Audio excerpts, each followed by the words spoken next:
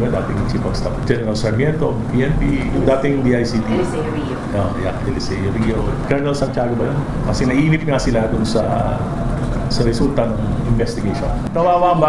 Alright, magandang araw po sa atin lahat mga kababayan. Uhaw na sa pagbabago ang mga retiradong sundalo at hindi po ito sila yung mga miyembro ng UPI. Kundi ito po ay panibago at ibang grupo po ng mga retiradong kasundaluhan na makikilahok po sa rally. Mga kababayan, although hindi sila mananawagan ng Marcos resign, pero ito po ang isa sa nakikita kong kinakatakutan ni Marcos Jr. kasi yung mga sundalong ito, sa ngayon, oo, hindi sila mananawagan ng Marcos resign. Dahil nga, palagay ko, nakita nila at parang gusto nilang pagbigyan ng isa pang pagkakataon itong si Marcos Jr. sa pamamagitan nito ng ICI. Ngayon nga, ang sabi nila, kailangan nilang makilahok dahil mukhang may hindi maganda na nangyayari po dito sa ICI. Kaya daw po sila manawagan ng malawakang aksyon dito po sa issue ng corruption. Pero ayaw muna nila mag-resign si Marcos Jr. Pero tandaan natin mga kababayan, sinabi ni Marcos Jr. na dapat may maipapakulong siya before Christmas. So ito rin ang tinitingnan ng mga retiradong sundalong ito. Kasi kung hindi niya ito magawa, kung bubudulin niya pa rin ang bubudulin ng tao at mapupuno na, naku po mga kababayan po natin, iba ka sa susunod na paglabas nitong mga retiradong sundalong ito ay kasama na yung mga sundalo. Inisip ko lang yan kasi ngayon ayaw nila ng ayaw nila muna ng Marcos resign eh. Anyway, yan po ang isa sa ating pag-uusapan mga kababayan. At ano pa yung nangyari doon sa pakikipagkamayan ni Bongbong Marcos sa presidente ng China na tila ba nagpapakita ng pagka-alarma mga kababayan yung parang chief of staff or personal na bodyguard yun ni Xi Jinping na nung lumapit si Bongbong Marcos, abay bigla rin siyang tumayo at mukhang naalarma siya, no? Na nagulat siya, bakit lumapit itong si Bongbong Marcos na ito? Diba? Diba sinisiraan niya itong presidente ng China doon sa ASEAN? Tapos ngayon, bigla siyang nagbait-baitan. Anong klaseng utak merong ito? And of course, no, alam mo sa usaping usaping mga ganyan, hindi yan basta-basta ka makipagkamayan, makipagkamusta, makipag-usap. Yun yung may mga may mga parang schedule na nangyayari. So, mayroong appointment muna, parang gano'n yung nangyayari. Anyway, ang sabi niya nga dito, mga kababayan po natin, wala daw silang pag-uusapan ng presidente ng China.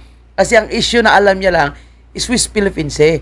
At hindi daw po pwedeng pag-uusapan sa mga ganitong pagkakataon ang issue sa Swiss-Philippine Sea. Ibobo pala ito ang presidente natin, mga kababayan. Kaya nga sabi ni Ms. Crisette, kasi West Philippine Sea lang yung topic, yung alam niyang topic with China. Walang trade deals, negotiations, cultural aspects. With question yan puro West Philippine Sea lang. Kaya yan, napag-iwanan na tayo ng ASEAN neighbors natin. Totoo yun. Kasi di ba, ang daming issue no? Yun nga sinasabi ni President Duterte noon pa. Ang issue sa West Philippine Sea, yung agawan, yung dispute dyan sa mga isla, dyan sa West Philippine Sea is another topic yun. Another issue yun. Pero marami tayong issue na dapat pagtuunan na nakakatulong sa ikaganda ng ekonomiya ng ating bansa. O isa po yung sinasabi natin, yung pagkikipagsundo sa palitan ng produkto ng Pilipinas. Diba? Yung negotiation sa market natin. Marami pang iba. Yung kultura natin na nagpapalitan tayo at na-adapt natin yung kultura ng China. And of course, yung turismo, isa pa yan. Hindi na banggit yung turismo. Kaya ngayon, naisip niya, bubuksan niya muna yung e-visa dahil wala na talagang Chinese na pupunta sa ating bansa. And tandaan natin, isa po sa nagpapalakas ng ating turismo or tourism ay yung mga Chinese. At billion-billion yung nakukuha ng Pilipino dyan, mga kababayan po natin. Ay hindi lahat no, na nakikita nitong mga nasa gobyerno ni Marcos Sr. nagigil na iban yung mga Chinese sa ating bansa, no, ay masasama. Hindi nila tinitingnan, mga kababayan po natin, kung ano po yung magandang naidulot. Hindi pa tayo pinanganak. Diba? Business partner na po natin yan. No, trade partner na po natin yung China. Tapos, ngayon, sabihin nila na dapat lahat na Chinese product ibaban sa Pilipinas. Tangina, pag ibaba nila yan, ano mangyayari sa atin?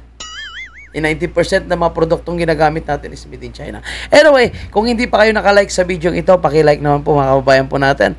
No, medyo humaba na po yung ating intro. Hindi talaga natin may iwasan na magkomento, lalong-lalo na po sa pagiging ipal ng ng presidente natin, no? Nagkalat sa ASEAN o nagkalat na naman diyan sa APEC, mga kababayan po natin. Buisit talaga siya. Anyway, pakinggan natin ang balitang ito, no? Yung paglabas ng mga retiradong sundalo, mga kababayan natin. Bagong ilang retiradong general, kaya makikilahok na sila sa malawakang protesta kontra korupsyon sa Nobyembre at 30. Live General Senga, di ba, dating Chief of Staff. General Sarmiento, PNP, yung dating DICT. Eliseo Rio. Colonel Santiago ba yun? Kasi naiinip nga sila dun sa resulta ng investigation. Nawawa ang bayan kung ang ipapanawagan ay BBM resign. So, linawin natin ha. So, itong grupo na ito is ayaw nila ng BBM resign. Pero yung UPI ay BBM resign sila. Okay. Magkaibang grupo. Magkakagulo lang, lalo. Pag pumalit si Vice President Sara, kanya-kanyang ano na naman yan, paghihiganti. Di ba? So yun ang kanilang iniisip ang kababayan daw. Sabi ni Erice, na kapag BBM resign at pumalit si BP Sara, kanya-kanya daw paghihiganti. Pero isipin nila mga kababayan po natin, no, na hanggat si Bongbong Marcos ang nakaupong presidente, talagang hindi nila, I don't know kung magagawa niyang ipakulong si Martin Romualdez. Yan po sa isa sa inaabangan ko ha. And palagay ko, siguro ganon din ang kanilang sinasabi ngayon, na ayaw nila ng BBM resign. Baka binibigyan pa nila ng pagkakataon si Marcos Jr. na tuparin ang kanyang sinasabi na wala po siyang sasantuhin sa issue ng korupsyon. Dahil kita po natin, mga kababayan po natin, no, yung tumbok ng korupsyon is, ang utak is Martin Romualdez eh. Di ba? Nandyan po si Congressman Toby Chanco na nagsasalita. Ito si Congressman Kiko Versaga. And of course, yung buhay na testigo with Master Sergeant Orly Gutisa. Na paulit-ulit niya nga sinasabi na siya ay nagdadala ng pera sa bahay ni Martin Romualdez, galing kay Yap, galing kay Ko, no? At ito pala ay kanilang pera na pinaghati-hatian mula sa mga flood control project na nakukuha nilang SOP mula sa mga kontraktor. So, ilang beses, marami po nagpapangalan at ang mga kongresista hanggang ngayon ay hindi pa rin nakakasuhan. So, diversionary tactics, of course, ang gusto nilang idein lang ay si Saldico. Kaya palagay ko, no? Sa ngayon, yan ang kanilang panawagan muna. Talagang papanagutin yung mga magnanakaw, so walang Marcos resign. Sige, no? Yan ang gusto nila. Hindi naman natin sila mapilit kung gusto nila na sabihin na paresignin nila si Marcos. Pero ika nga mga kababayan po natin, ako naniniwala, no, na alam ng mga retiradong sundalong ito yung tunay na nangyayari sa ating bansa. Hindi naman yan sila tanga eh. Kaya nga sila lalabas ngayon. Pero parang inoobserbahan muna nila yung mga galaw ni Bongbong Marcos. Dahil lahat yan umaaray eh, sa ekonomiya natin. Lahat yan kumakain. Di ba? Ramdam nila yung mahal na presyo ng bilihin, traffic, at kawalang solusyon ni Bongbong Marcos sa mga pangunahing problema ng ating bansa. At alam din yan ng mga retiradong sundalo. Kasi yung iba yan, nung panahon ni President Duterte, active pa sila. Naikukumpara din po nila kung sino ang presidente na magaling at anong pamilya ang tunay na nagmamahal sa taong bayan at sa mga kasundaluhan, pulis po natin. At naintindihan kung ano ang hirap. Kay Bongbong Marcos, di ba? Ang gusto niyang gawin is susuhulan lang, bonus-bonus lang, na lalong-lalo na pag may mga malalaking issues na nangyayari po sa ating bansa. Siguro, sa ngayon, sige, wala mo nang resign. Pero paano? Pag mapuno na po yung salop. Baka mamaya, yung mga nagsasabing, okay, ayaw mo na namin manawagan ng Marcos resign. Pocha, mamaya sila nga mamaya yung unang sisigaw na mag-resign ka na Marcos dahil binigyan ka namin ng pagkakataon. Wala kang aksyon na ginawa. Patuloy natin mga kabayan. At Marian, tila may impluwensya pa rin ang mga retiradong general sa hanay ng mga sundalo. May reaksyon bang AFP tungkol dito? Jiggy, sinusubukan pa nga natin kunin ang panig ng AFP pero wala pa rin silang tugon sa ngayon. Pero dati nang sinabi ng AFP na mananatili silang tapat sa konstitusyon. Kung matatandaan mo rin, Jiggy, mismong si AFP Chief of Staff General Romeo Bronner ang umami noon na may mga retired general na nag-uudyok sa kanilang magkudeta pero nanaig pa rin daw ang katapatan sa serbisyo ng mga sundalo. At okay yan, no? Ay, dapat maging tapat sila sa konstitusyon. At maging tapat din sila sa taong bayan. Mamaya tapat sila sa konstitusyon, pero yung kanilang pinoproteksyonan si Bongbong. Bawal yun. Kahapon lang din, Jiggy, sinabi nga ni Bronner na tiwala pa rin si Pangulong Marcos sa AFP. Narito ang kanyang pahayag. Ang bilin niya parati sa akin is take care of the country. Make sure that the country is safe. Malaki po ang tiwala ng ating Pangulo, ng ating Secretary of National Defense na kayang-kaya po natin panatiliin ang kapayapaan, ang peace and order. Samantala, Jiggy, Brownie, aw, aw, aw.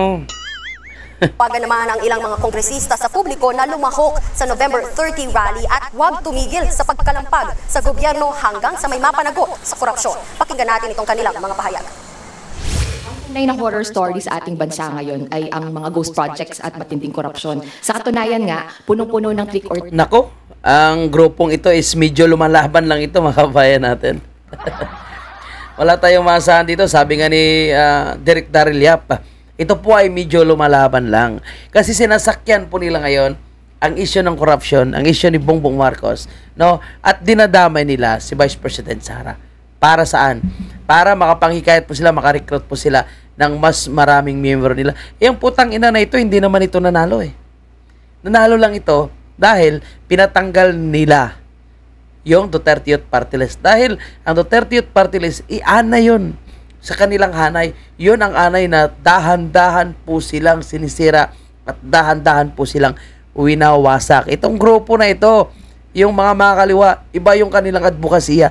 Yung advokasya ay hindi para itayo muli yung bandila ng Pilipinas at pagandahin ang ekonomiya ng Pilipinas. Yung advokasya nito is magtayo po sila ng panibagong bandila nila. Nakita nyo ba yung mga rally nila, mga kababayan natin? May nakita po ba kayo na tuwing magrarally ang mga putang inang ito, winawagayway po ba nila yung bandila ng Pilipinas? Hindi po eh. Pulang bandila po ang kanilang winawagayway. So hindi nila ginagamit yung bandila ng Pilipinas. So hindi sila proud sa Pilipinas. Ay ayaw nila yung magkaroon talaga ng tunay na pagbabago sa Pilipinas. Ang gusto nila is palitan ang pangalang Pilipinas. Kaya hindi nila ginagamit yung wagawin ng Pilipinas. O sa mga bago sa aking channel, obserbahan nyo po yung kanilang mga rally. Ibang plug yung kanilang ginagamit. Kasi iba po yung advokasya ng mga grupong ito. Kaya sabi ko nga sa inyo, hindi po nanalo yung mga to. Yung mga ito, nanalo lang dahil kay George Erwin Garcia. At mukhang naggagamitan po sila ngayon laban po sa tunay na mga Pilipino na lumalaban sa korupsyon at gusto muling iangat ang pangalan ng Pilipinas sa buong mundo na putang ina, pilit na sinisira nitong si Bongbong Marcos. Itingnan nyo ngayon, mga kababayan natin. Diba? Nagkalat sa ASEAN o binakbakan yung China. Hindi siya pinansin. Kasi lahat ng mga ASEAN countries nakasalalay ang kanilang ekonomiya sa kanilang pagiging business partner or trade partnership with China. Tayo inaaway natin. Initsapwera siya. No? Tapos yung mga China na mga bansa, binigyan pa ng zero tariff ng Amerika. Tayo, na itong si Bongbong Marcos, itong si Browner, itong si Kibo, humihimod sa puwet ng Amerika, pinayagan nila na magtayo ng EDCA site sa lahat na kasuluk-sulukan ng ating bansa. Anong nangyari? Binigyan ba tayo ng zero tariff?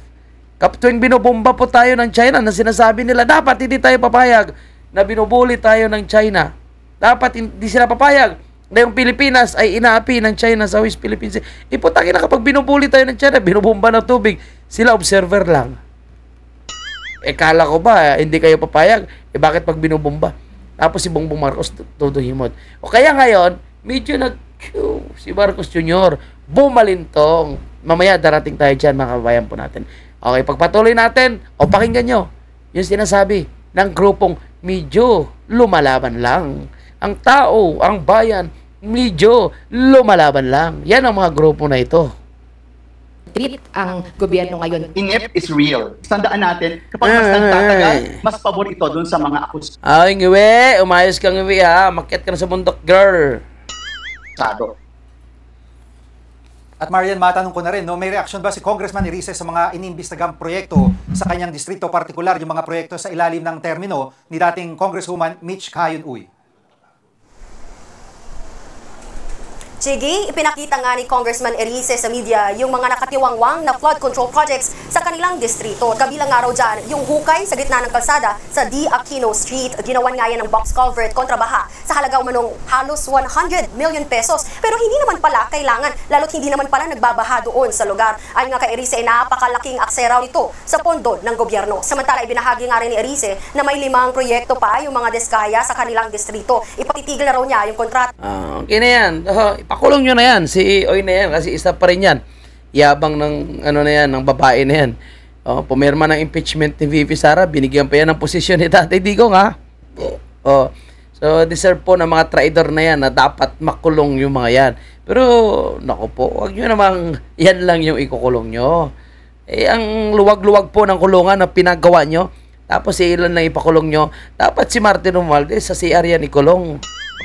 Kasama yung isang kwarto doon ng CR niya na maliit para maramdaman niya kung gaano kahirap maging mahirap tapos binabaha ka pa. Putang ina, ngayon sa araw ng undas, pati bangkay nilubog nila sa baha, pati mga buto, mga patay. No, hindi sila nakonsensya. Buhay at patay binaon nila, nilubog nila sa tubig ang kakapal ng pagmumukha nila. Dapat makulong po sila, mga kababayan po natin. So, usaping pagkakalat nitong si Bongbong Marcos, wag na po tayo lumayo, mga kababayan natin. Ito, puntahan natin ito. Yan na yan, mga billionaire village. Kaya tayo walang flood control kasi napupunta sa billionaires village din pala. Ngayon, isama natin yan, mga kababayan natin. Ito, pakinggan natin si Boss Jojo, ha. Pag-subscribe pala kay Boss Jojo Di Guzman. Shoutout, boss, ha. Gamitin mo na natin itong napakagandang analysis mo, no? Sa pagkakalat ni Bongbong Marcos at pilit pa na nakipagkamay sa presidente ng China. Kaya naalarma yung kanyang assistant. Ito, panoorin nyo po. Pakinggan nyo, boses yan ni Boss Jojo Di Guzman. Boss Jojo Di Guzman, shoutout, boss.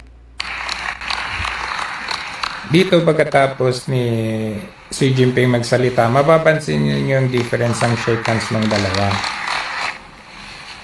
Habang nag-shake hands yung dalawa, pumapalakpak. Yan, pumapalakpak yung kanyang foreign minister. Pero, nung lumapit si Marcos Jr. at makipagkamay, biglang naalarma. Ayan, bigla siyang tumayo. Ayan, tumayo. Ayan, sabay tingin sa kanyang kamay, biglang tumayo. Ayan. Talagang to the rescue, no? Natakot bigla. Baka nga si Bulungan, boss, pautang na, putang ina, wala na kaming nanakawin. Hindi man lang siya pumalakpak. So, wala, paano siya papalakpak? Binakbakan yung amo niya doon sa ASEAN, Nagsumbong kung ano-anong pagsusumbong yung ang tapang-tapang. Ngayong kaharap niya na yung presidente ng China, parang tutang pinutulan ng buntot. Binantayan talaga. Ayan, alert siya, alert. Nagalit yung assistant ni Seo. Siya. Tingin kagad, lumapit, binantayan.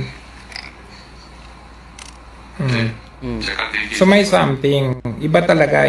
Samantalang dito sa dalawa, pumalakpak ba siya? Hindi siya tumayo. Nakita niyo po yung difference, mga kababayan po natin. No? So wala rin siyang sisihin dyan, kundi ang sarili niya mismo, mga kababayan po natin. Kasi, hindi kasi dinadaan sa diplomasya. Nakikinig kasi sa kanyang mga advisor na mga dilawan. Yung mga dilawan, naka-align po yun sa mga kaliwa. Yung gusto nila, nakalabanin natin itong mga China. Gusto nila, kalabanin natin itong Amerika. Yun ang gusto nila kasi. Diba? Kaya ngayon, hindi nila pagsabayin. O kunwari, ito muna, dito ka muna sa Amerika. Awayan mo yung China para masira yung ekonomiya natin. Para lalong magkagulo dyan sa West Philippines. Yung mga bobo rin kasi ito Tapos yung advice ni Bongbong Marcos, mukhang yan ang nangyayari. At mukhang nakikinig siya kay Gibo. no, nadayuhan din ito. Imagine mo, may passport sa Maltese. Oh, imbis na idaan yan sa usaping diplomasya, no, maayos na usapan, ayaw niya makipag-usap. O ngayon, mag-tweet siya. Ayaw niya nga daw makipag-meeting dito sa China kasi nga daw, wala naman daw silang pag-uusapan. Putangin ang dahil pag-uusapan, no? Yung business trade, di ba? Yung trading with Pilipinas and China. Sabi nga ni Miss Crisette, yung kultura natin, di ba? Hindi lang West Philippines is another issue yan. At ang West Philippines, nagtaka po tayo, bakit ganun na lang katindi ngayon ang tension? Nung panahon ni Pinoy, hindi gaano matensyon. Nung panahon ni President Duterte, lalong walang tension. Ngayon, makikita mo, kay Pinoy, medyo may tension. Kay President Duterte, walang tension. Kay Bongbong Marcos, super nagkaroon ng tension.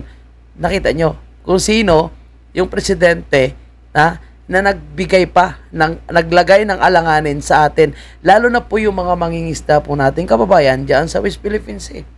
At nagbagsak sa ating ekonomiya. Bakit sinabi kong nagbagsak ng ating ekonomiya? Dahil, di ba, binan nila yung ibisa ng mga Chinese turista.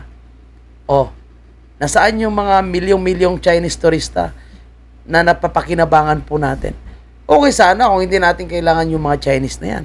Okay sana kung kaya nating tumayo sa sarili nating mga paa. Ang Pilipinas, umaasa pa rin sa turista ng iba't ibang bansa. Tapos, yung China na nagpapadala ng napakaraming turista. Yun ang iniipit mo. Kung may issue sa Pugo, di-focus kayo sa Pugo, i-enforce nila kung anong batas mayroon tayo, pero yung pagpasok ng mga turista, na kung saan nakikinabang tayo, hayaan mo. Dahil ang mga Pilipino nabubuhay pa rin sa turista. Alam nyo ba, yung mga local vendors po natin, yung small and medium enterprises po natin, nabubuhay po yan sa mga turista. Bakit pinagbabawalan mo? Tingnan mo ngayon. Iiyak ka ngayon. Tapos ngayon, magrarally.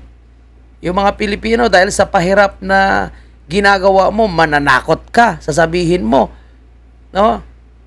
Yung rally nyo, binabalaan ko kayo. Kung kayo ay magrarally sa November 30, sabi nyo gano'n. Anong pananakot yan? Papakulong mo? Yung gagawa ng malawakang peaceful rally, ipapakulong mo? Takot ka dahil posibleng susugod na naman sa Mindula, susugod na naman sa Malacanang. Diyos ko. And yan po yung ating pakaabangan, yung November 30 na yan. Sa ngayon, no, tingnan natin, basta may mga nagpapahayag na ng malawakang kilos protesta. Siyempre, yung maiingay, yung mga medyo lumalaban. Pero wala silang Marcos resign. Anyway, tingnan natin yan, yung patungkol sa November 30. Tayo naman nakatutok. Alam ko nandiyan naman kayo. Laging nakaabang po mga babayan po natin. And again, bago tayo mag-jump on doon sa Billionaires Village sa Baguio or sa, I think, Benguet ata, no? Ang sabi ni Bongbong Marcos, hirap daw lapitan itong si Xi Jinping. Mahirap talaga. Kasi wala kang appointment. Wala kang kasi schedule Tapos bigla ka lang sumingit. Kaya siya pinagtawanan ng ibang leaders sa APEC. Dahil sumingit kayo, wala naman sa usapan Hindi ka kasama sa script, hindi ka kasama sa usapan na mga kamusta ka. I-congratulate mo, kamustahin mo. Ang layo, tingnan mo yung katabi ng China is Vietnam. Malayo pa siya, talagang tumawid siya. Tumawid siya ng tulay para lang makamusta yung presidente ng China. Ang yabang-yabang mo, away-awayan mo yung China. Tapos ngayon, ikaw naman pala yung lalapit. Nalaman ngayon ng international leaders or leaders ng iba't ibang topic na ikaw ay mukhang lumalabas na hindi mo alam yung pinagagawa. Kahapon, inaway mo. Ngayong araw, lalapitan mo. Tapos kakamustahin mo. Ano yun? Anong klaseng leader ka? Nagtatapang-tapangan. Tapos pagkaharap mo, nagbabait-baitan. Parang sinasabi mo na bangag ka talaga. Anyway, mga kababayan po natin, mamaya, marami pa tayong pag-uusapan. So, balikan natin ito. Di kalayuan sa Baguio Ano ito? City ay ang Mountain Lodges. Ito, naglo-loading Okay, so balikan natin ito. Kaya binabaha po tayo, kaya wala po tayong mga flood control project. Mukhang binibili po nila ng kanilang mga mamahaling bahay dyan sa Billionaires Village para sila po ay may lugar na papasyalan kung sila po ay naiipit na sa isyu ng korupsyon. Sana all na lang talaga mga kababayan natin. Ang kakapal ng mukha ng mga to. And kasama pala dito si Chis Escudero. Alam niyo, sa totoo lang, no? Wala akong kinakampihan sa mga senador o congressman na yan. Lahat na mga involved po, tangina, ipakulong sila. Kasi lahat tayo, pinahirapan nila. Samantala, ang sarap ng buhay ng mga to. O ito, panoorin nyo to. Baguio City ay ang kinaguriang Billionaires Village, ang Alphaland Baguio Mountain Lodges. Mga bigating negosyante, artista at politiko ang mga nagmamay-ari at namamasyal sa mga luxurious log homes dito. Ang ilan sa kanilang agenda report ni Dobby de Guzman. Ito ang Alphaland Baguio Mountain Lodges sa Tukmuang Buklaw Road, Itogon, Benguet. Sa tuktok ng bundok na may kabuang lawak na 100 hektarya, nakatayo ang mararangyang log homes. Mas malamig ang klima dito kumpara sa Baguio City. Ang presyo ng bawat log home ay tinatayag na sa pagitan ng 16 million hanggang 100 million pesos depende sa laki. Sa 6-bedroom log home, 150,000 pesos ang renta sa overnight stay. Base sa website ng Alphaland, nagbukas ang exclusive vacation home sa mga sikat at mayayaman noong 2018. Ayon sa dating miyembro ng Alpha 4 Security na tumangging magpakilala, 2021, nang dumalaw sa Alphaland si dating Ako Bicol Party List Representative Zaldico kasama ang buong pamilya. Sakay sila noon. Grabe, no? Diyan na pupuntang pera ng taong bayan. Talagang nakakamura talaga yung mga ito. Augusta Westland Helicopter na nagkakahalaga ng $16 million. Ayan, sariling helicopter niya po. I think yan ata yung mga nailabas na sa bansa, mga kababayan po natin. At sinasabi pa ni Vince Dizon na hindi daw po pwedeng maibenta sa ibang bansa. Ano ka? No? Kung nagawa nila ng paraan na ilabas, magawa nila ng paraan na maibenta yan. Yan po is ano na lang nila, yung pagkukomport na lang nila sa taong bayan. Huwag kayong mag-alala, kahit nilabas sila yun, hindi naman nila mabenta, hindi naman ang pera. Hello? No? Lahat ngayon ay pwedeng gawa ng paraan. Kaya huwag nyo kaming utuin. Dahil yung pagpapalabas ng mga air asset nitong si Zaldico, malamang kasabwat na naman itong gobyerno ni Marcos Jr. May 5-bedroom unit din dito si Benguet Representative. O, isa pa yan siya. No, nabanggit din po yan ni Master Sergeant Orly Gutisa. Eric Tiang. Kumpirmado ito ng Benguet Provincial Assessor's Office. 525. Grabe. Yan, confirm yan ha. Meron talaga silang ari-arian dyan. Million. Imagine mo, kung computin mo yung sahod nila ha, hindi aabot yung buong, buong 3 years na pagiging congressman nila. Hindi aabot ng 100 million ang kanilang nakukuha.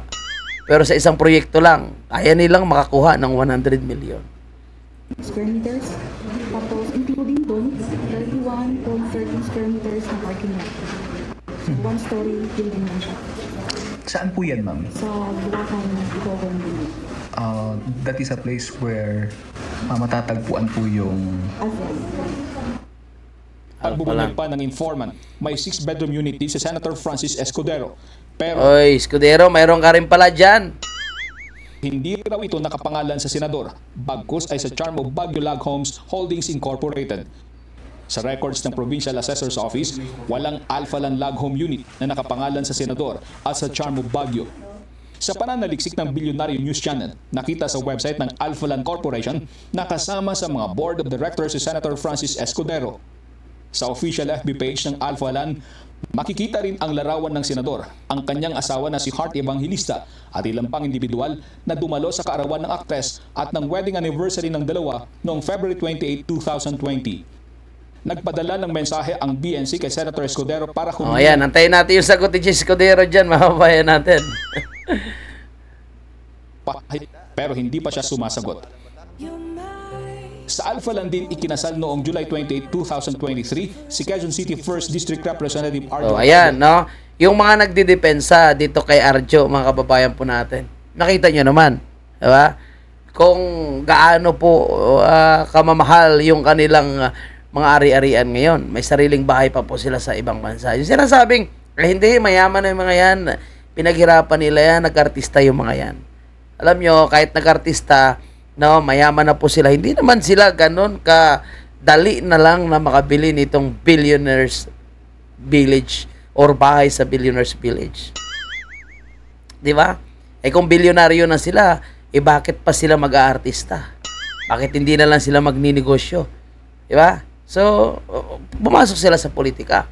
Dahil yan ang pinaka-shortcut na maging bilyonaryo sila. Tama, di ba, mga kababayan natin? Ay, yung nagsasabi, ay, wala akong ghost project, wala akong substandard. O, baka nalinis mo na.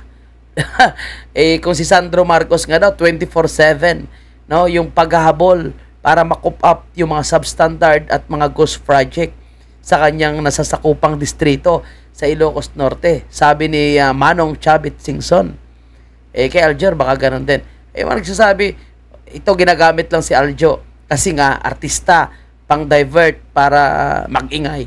Hindi rin. Dahil kasama rin po siya, no, sa mga artista o politiko na sinasabing nakatikim o nakakuha ng porsyento dito po sa mga maanumalyang flood control, mga kababayan. Anyway, dadaan naman ito sa investigation. Tingnan natin. Basta't maging patas lang yung nag-iimbestiga, malalaman natin ang katotohanan. And kung hindi talaga siya kasama, hindi talaga siya kumita, edi congratulations, ligtas siya sa eviction sa bahay ni Kuya. Tuloy. At ang aktres na si Maine Mendoza, base sa record ng Provincial Assessor's Office, walang pag-aari ang pero ayon sa aming informante, may 5-bedroom unit sa Alphaland si Congressman Atayde. Yun Para lang. sa agenda, Dobby De Guzman. Meron na po tayong 400 ito, million. pakinggan nyo mga kababayan po natin kung paano nila pinagmamayabang yung pera ng taong bayan. Nakala mo sarili nilang pera. Oy, tangina mo, Saldico, at ng mga pamilya mo, tangina, dapat makulong kayo lahat. This year, kompleto na ba? Sabi ko, Speaker, may kailangan pa po namin ng 1.2 billion pesos. So, yan po ang Grabe, no? Parang piso lang sa kanila yung billion, no? Para isang piso lang pag magsalita sila sa billion. Ganun ang kabilis. Pero ang taong bayan, hingi ka ng panggamot mo, hingi ka ng educational assistant. Para sa seniors, hingi ka ng assistant. No? Wala kang makukuha, pahirapan. At hindi cash ang ibibigay sa'yo, kundi sulat. Mr. Speaker, approved na po yan. Also, yung problema po natin sa baha, sa flooding. Kakapal ang mukha ng mga to, mga kababayan po natin. No? So, billion, no? Isang araw lang, kayang-kaya nila maglustay ng 1 billion. At anong sabi ni Bongbong Marcos sa usapin itong budget na ito? Binasa niya, pinag-aralan niya ng maigi bago permahan. Ngayon, sasabihin niya, nawala siyang alam. Yun nga yung pagkakalat niya. Hindi lang alam sa Pilipinas, no, na itong si Bongbong Marcos, wala talaga sa tamang pag-iisip. Iba yung desisyon ngayon, iba yung desisyon bukas. Iba yung sinabi ngayon, iba na naman yung sasabihin niya bukas. Anong ibig sabihin yan? No? Lutang. Let me tell you, as Okay, president, sige. I am Tingnan going niyo to po. give you a run for your money. Just last month, I had to read 4,057 pages Binasa daw yung 4,000 pages na yun and more. of the General Appropriations Act for 2025. Because I reviewed it, analyzed it, and yes, in parts, vetoed it. And so, Sinungaling, gunggong. for those of you, and up to now, I cannot find those damned blank items. Hindi niya daw po nakita yung blank item na yan. Paano niya makita yung blank item na yun? Nasa bicameral report yun, bobo. Pagdating sa GAB, malinis na po. Kasi may makating kamay na nag-insert. Diba? Hindi naman sinabi na nasa GAA yung blanco. Nasa bicameral. Yun nga yung Supreme Court hanggang ngayon wala pa ring decision. Looking, but I really am convinced that they simply do not exist because it is not allowed to exist. So for those of you who think Ding na. the presidency is taught, I assure you that fine print. No, definitely hindi po detalyado ang kanyang pagkakaalam kung ano ba ang mga insertions ng mga nasabing senador. Pero ngayon po, dahil nakita po talaga at Tingnan niyo po mga kababayan po natin, kung paano maghuhugas kamay itong tagapagsinungaling din po ng palasyo. Imagine mo, ni-review niya, tapos ngayon, no, hindi niya daw nakita itong mga insertion ng mga congressman at ng mga senador. Di tanga. No? Ito yung talagang sa totoo lang dapat na talaga bumaba sa kanyang pwesto itong si Bongbong Marcos dahil puro kahihiyan at pahirap na po yung ginagawa sa ating bansa. Kaya nga sabi nitong si Sergi Sunsa, ang kilalang journalista, mga kababayan natin, veterano po yan. Yung pakikipagkamay ni Bongbong Marcos doon sa presidente ng China, sabi niya nga, when you break protocol in international convention and diplomacy, pagtatawanan at pandidirihan ka. And yan po yung nangyari doon. Nung lumapit siya, biglang tumayo yung assistant ng China. Dahil natakot, di ba? Dahil wala naman sa usapan to eh. Wala naman sa schedule to na makikipagkamay pala itong si Bongbong Marcos. Nakikipagkamay siya. So, nagkalat po ng isang kahihiyan. Ayan, sobrang gigil yung assistant ni Si. Siyempre si Si, naka-video sila bilang pakitang tao rin, baka musta rin siya.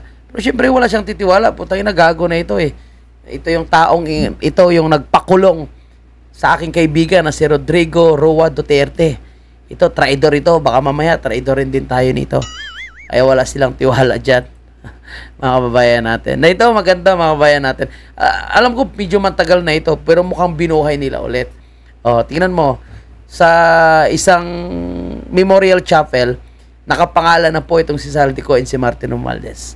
Wala lang po yung number 1. Hindi ko alam kung sino yung number 1. Baka yung iwi yung nasa number 1. So, yan lang po muna mga kababayan po natin, yung ating update. Mabuhay po kayong lahat. Maraming salamat sa inyong walang sawang pagsusuporta. At tuloy-tuloy lang po tayo sa ating advokasya. At ako naniniwala na magkaroon din po ng hustisya sa ginagawa po na nakaupo sa ating gobyerno ngayon. Itong mga magnanakaw na ito, itong mga korap na ito, kung hindi man sila mapapakulong nitong si Bongbong Marcos, ako naniniwala may isang leader na magpapakulong sa kanila. May isang leader na magpapanagot sa mga magnanakaw na ito. At may isang leader na sisingilin yung mga taong gumamit ng pera ng taong bayan para ipakulong sa dahig yung ating dating presidente.